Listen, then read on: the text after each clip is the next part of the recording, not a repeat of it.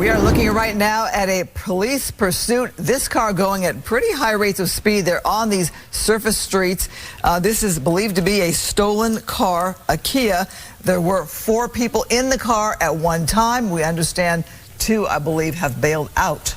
Yes, so even though it says that the police are in pursuit, technically right now it is a following. It was a pursuit a short time ago.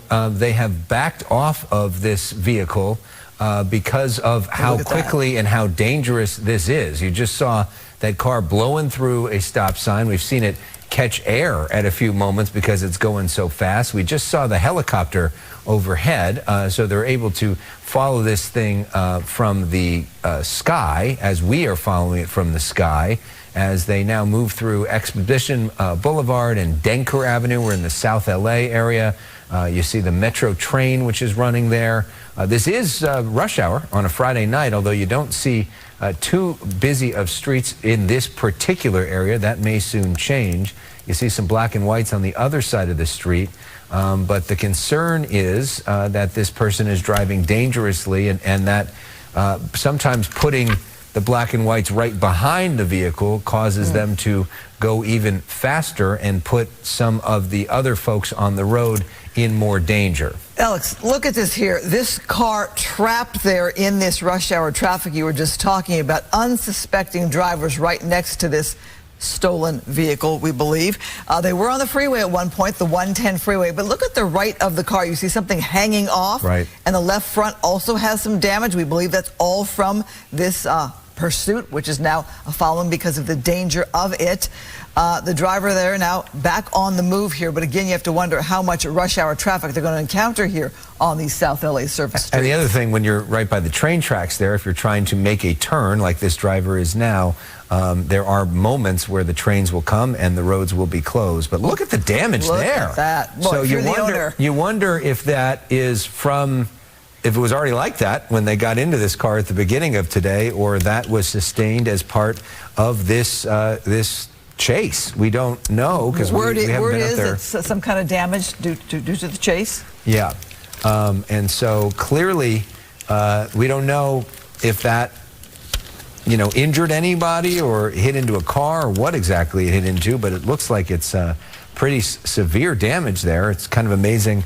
This thing's still moving, but still moving pretty fast through the side streets of South LA on this Friday evening. So imagine this is your car. You are the owner of this stolen vehicle. You're watching now this following / earlier pursuit. You have to wonder about the outcome of your vehicle, the way the driver has been driving here.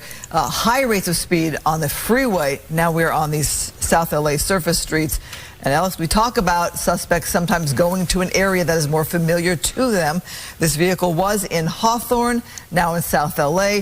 There were other people in the car that took off. They left the car, wondering if police caught them. So we are Budlong and 36th Avenue. We're not that far away from the campus of USC, not that far away from the Coliseum and Exposition Park in terms of where we are, in terms of the streets. This is one of the older neighborhoods in Los Angeles. Many of these houses have been there for like 100 years, if you're familiar with this area. You see some folks that are out on the streets in terms of pedestrians. And you worry about that because this driver has been going so fast, so recklessly, blowing through stop signs, blowing through intersections, going fast on the freeway, clearly not afraid to hit into something, which we've seen based off of the damage. And so you worry at this time of night on a Friday, on a really nice night weather-wise, Christine. I'm sure there are people who are out walking their dogs. You just saw some folks playing basketball there, going almost 60 miles an hour at one point. People that may be out and not expecting this coming. The other danger, Christine, in the fact that this is now a following and not a actual, pursuit with the black and whites and the sirens right behind, is that people would really have no reason to think that a car is coming like this. There are the helicopters overhead, not only the LAPD helicopter, but the helicopters from the news media. That may give people an indication that something's up, but it is different than the actual sirens that would really give everybody an indication, heads up, something's happening. Is this driver coming to a traffic stopped by a car? No, a car pulling into a driveway or backing out there. Slowed that car for just a second. There are two freeways not too far away. There's the 10 freeway and the 110. The suspect was on the 110 before. Is this driver no, reversing? Okay, perhaps seeing some traffic ahead. Again, look at the people in the road there, pedestrians. Oh, wow, whoa. I would get out of the way there. Do they know this person? Are they? Well, you know the helicopters are there. Right, and the looky-loos that may be watching this on the news and see, oh, that's right by my street. Do I want to go outside and see what's going to happen?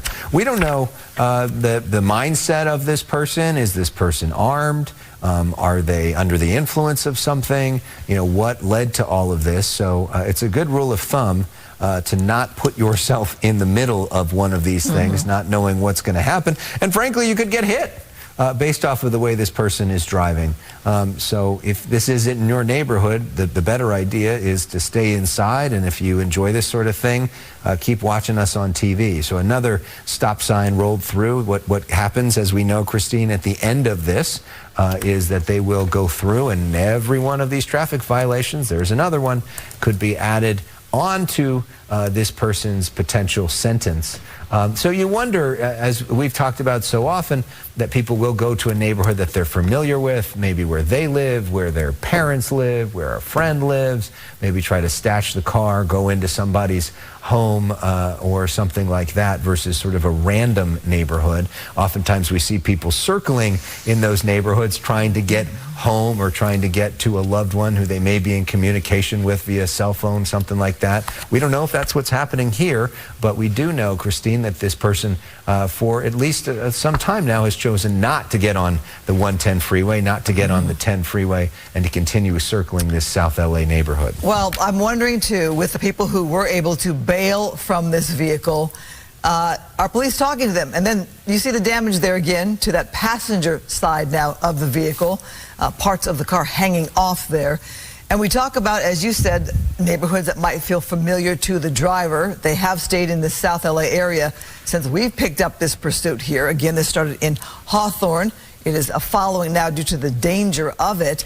And we keep seeing those pedestrians on the road, the people that are standing in the street, people coming home on a Friday night. It's dinner hour, it's rush hour, kids are out of school. And you just have to worry about all the people that are unsuspecting and could get hurt in something like this. Right. So we're at Catalina Street and now moving on to Adams Boulevard. This is going near Juliet Street. This is the Adams Normandy neighborhood of Los Angeles. Again, for people just joining us, not too far from USC, not too far from some of the landmarks in that neighborhood, including the Coliseum, Exposition Park, Science Center, all the rest.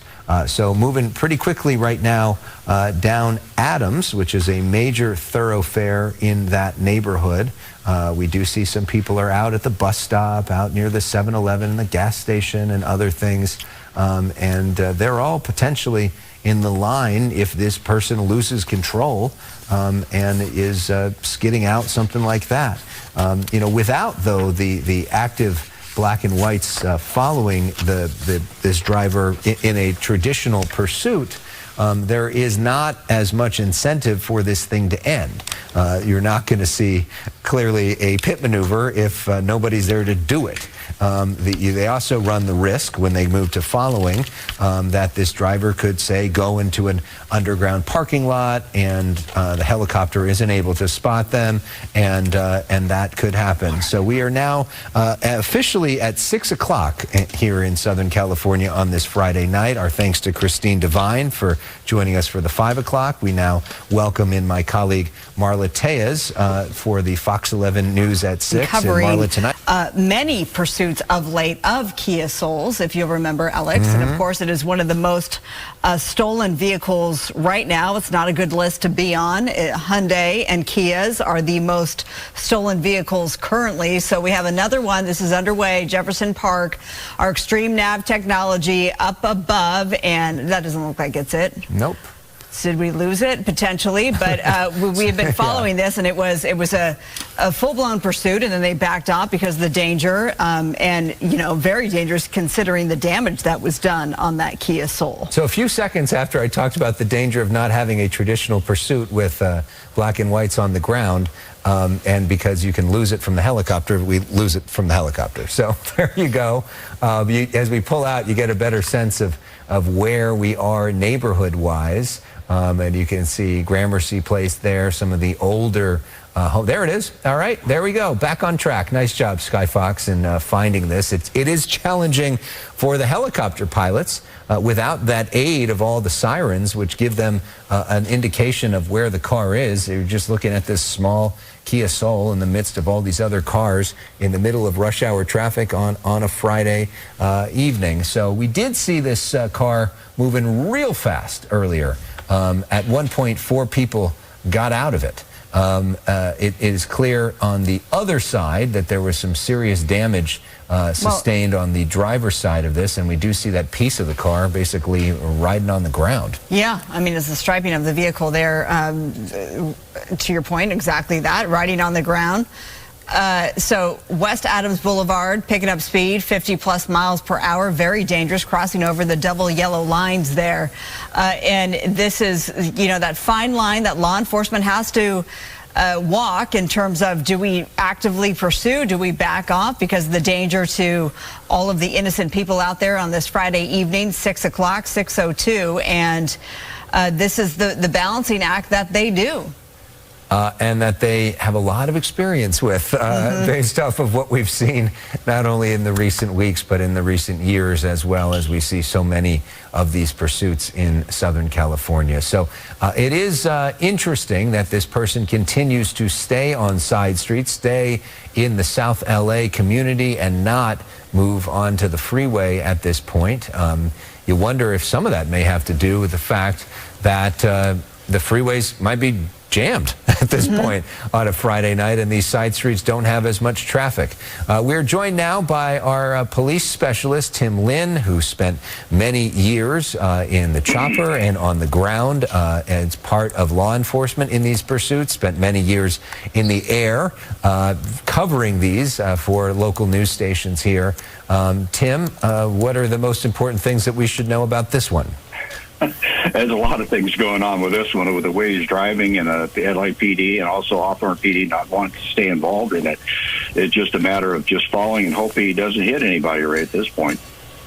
Well, clearly he's hit something, given the damage on the front end there. Now we're on the wrong side of the street, Tim.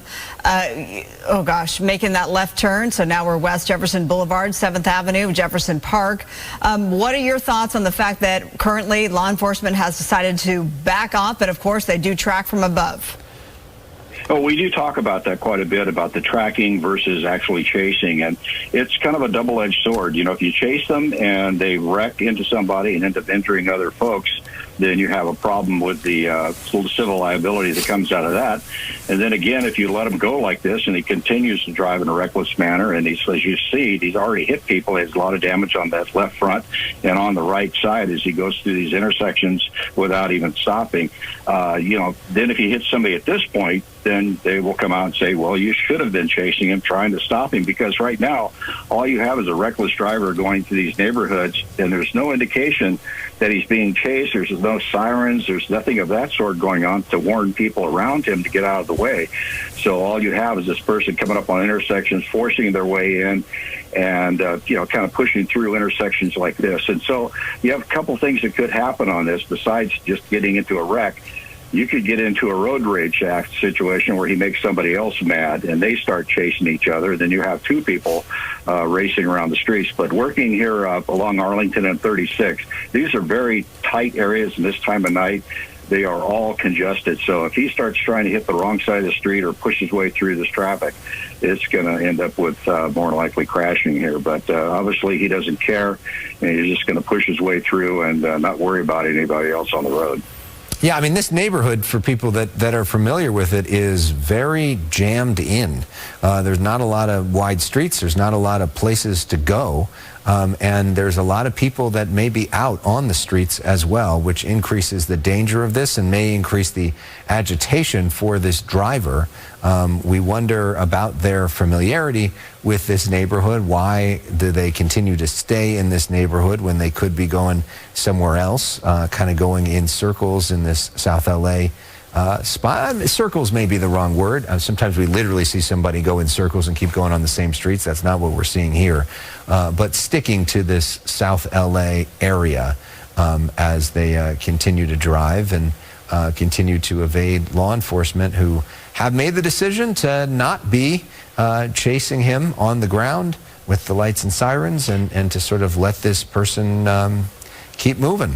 Hey, Tim, Yeah. so originally, according to the notes here, Hawthorne PD picked this up as we're at the stoplight with Watch this out for this innocent pedestrian. pedestrian going, huh? Okay, I got the right of way, and thank goodness that man is okay. So Hawthorne PD, first one to pick up the pursuit and then handed it off to CHP. So then is it CHP's call to back off? And if they do go back on into pursuit mode, is that CHP? How does that hierarchy work? Well, as soon as CHP let it go and called off pursuit, it doesn't belong to anybody. And at this point, LAPD is aware of it because of the air units overhead. They all communicate with each other. The sheriff's helicopters, CHP helicopters, as well as LAPD are on the same frequency, and they can talk with each other from air to air. And so they're keeping each other apprised of what's going on. Now, it's up to the watch commanders in the stations to make the decision whether they re-engage on the ground with the suspect. And right now, they're dead in the middle of LAPD territory. So CHP would not get back involved at this point, would be my best guess. And right now, it looks like LAPD is not interested in it as well. And as you know, over the last year or so, they've really changed policy and procedures with their pursuits of not chasing what is a property crime. This is a stolen vehicle, as all they have the information about. And at that point, it just becomes, as I said, a property crime. The person being arrested, is going to be for felony evading.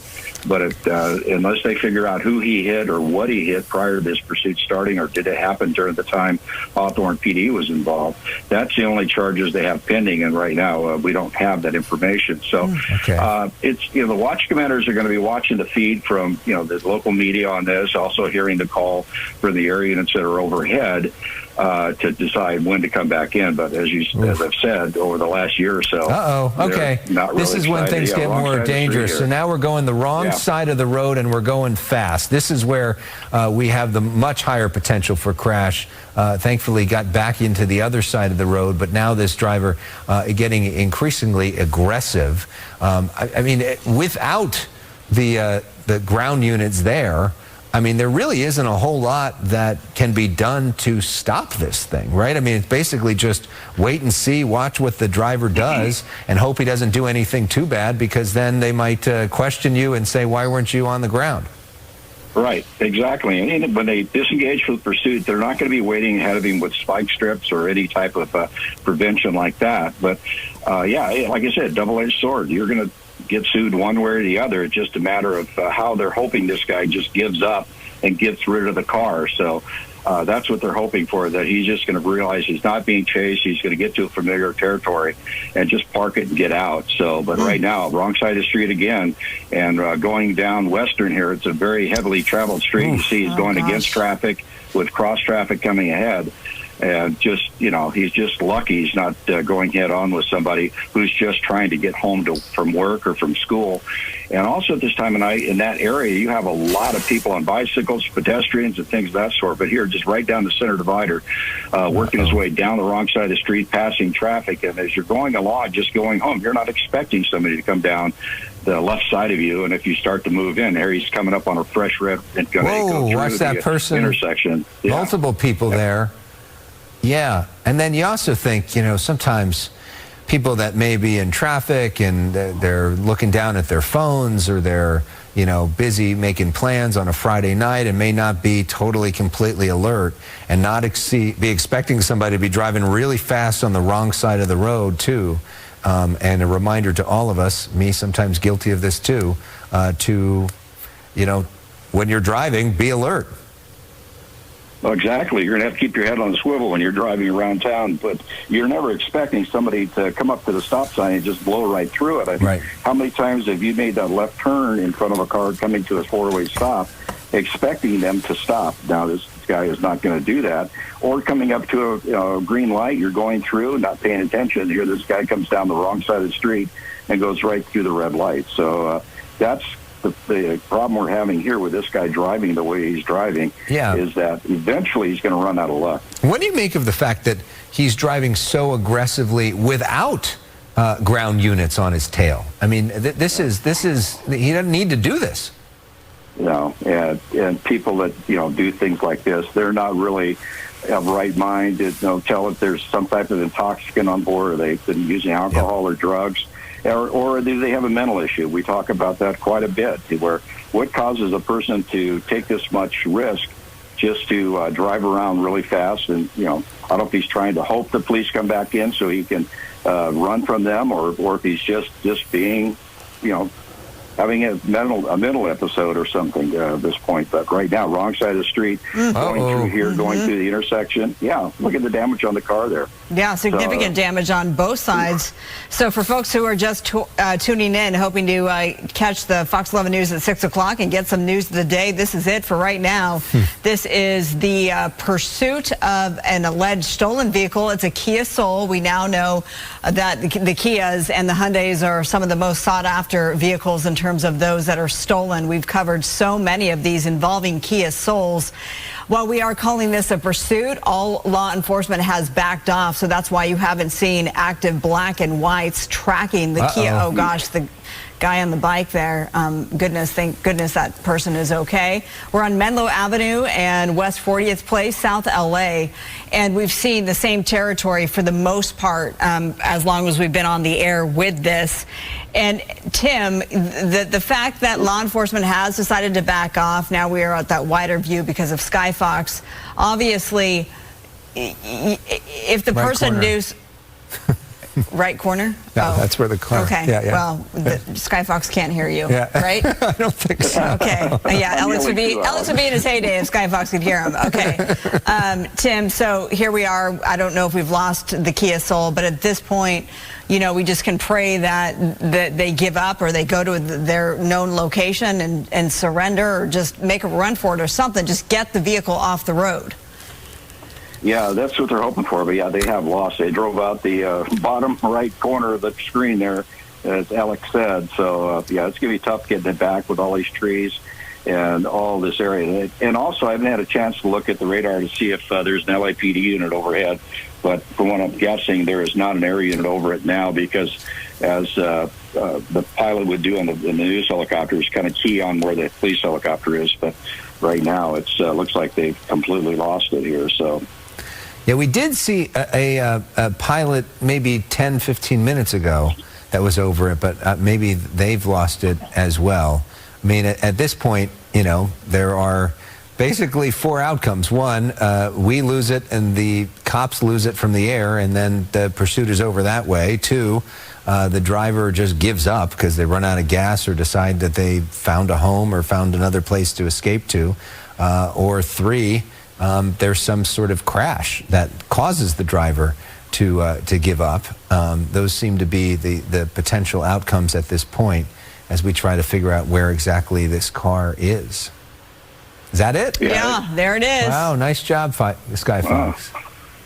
Hey, you did a good job. And I'm just checking the radar. There is no law enforcement overhead. It's just all media right now. So that's why they're having such a hard time sticking with it. Oh, so you're seeing some activity in the driver's side window there, Tim. Sorry to cut you off, but we hadn't seen much, and there's some hand gestures right now. Yeah, which makes you wonder, is he telling this guy I want to get in, and are we now about to go on the freeway? It looks like we may be heading back onto the freeway. This is the 110 freeway. We have not been on the freeway since we've been on the air with this for the last 20, 25 minutes or so.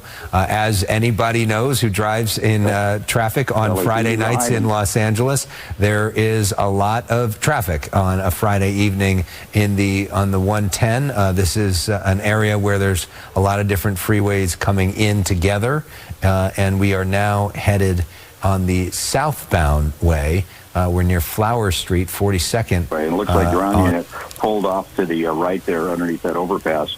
So now it looks like Skyfox may have lost him again here. It's really difficult in this area with that overhead carpool lane and then the high sound walls to be able to get in there. And like it's unfortunate they cannot get into the Class Bravo airspace, which is the airspace that leads into LAX. So once they get in, yeah, that may have just been it. So that's good news. Although we don't see that happening, but we are getting the intel that the pursuit is over. He's on the ground and will be put into handcuffs any moment now. So, well, that's good. Yes, that is good. And I'm glad we didn't wake you up this time. Last time you joined us, it was nearly midnight. So appreciate you on this Friday night. Tim Lynn, you're always a great help. All right, thank you. Okay, well, and look, you see all that freeway traffic look like it stopped because of that. So, good news is there is a peaceful, okay, is that it? Okay, there we go. So there he is, at least we can show the end of this, the driver on the ground. So what's going to happen next is they will first clear the car, make sure there's nobody else in it, and then try to get this guy into handcuffs. In the meantime, the 110 freeway is going to be backed up, although it looks like they're letting one lane of traffic go through as maybe they're waiting for backup. I don't know. Yeah, I mean, you're seeing the guns drawn and the guy spread eagle on the ground, and here comes another officer. We have to wait for that person to be put into handcuffs. They'll check the vehicle, as Alex said, then they will give a code 4. When you see an officer hold up 4 fingers, that means the all clear. So that's the moment that we want to see. Plenty of backup here in terms of the number of officers. More are, I'm sure, coming behind. It is interesting, though, that they're not just approaching right now. Right, and so the original intel was that there were 4 people in the car, so we don't know if there's anybody else in that car, although it'd be hard to squeeze a lot more people in that car, not the biggest car. We don't have any intel that this suspect is armed. See, now they are, so part of what they were waiting for is more units to fully shut down the freeway. So that's one of the reasons I think they were waiting, was so that there wouldn't be other cars coming at the time. So the first step, they're going to try to get this guy, make sure he's not armed, potentially put him into handcuffs, put his other arm behind the back, and that's the process of making sure that he's no longer a threat to the officers there.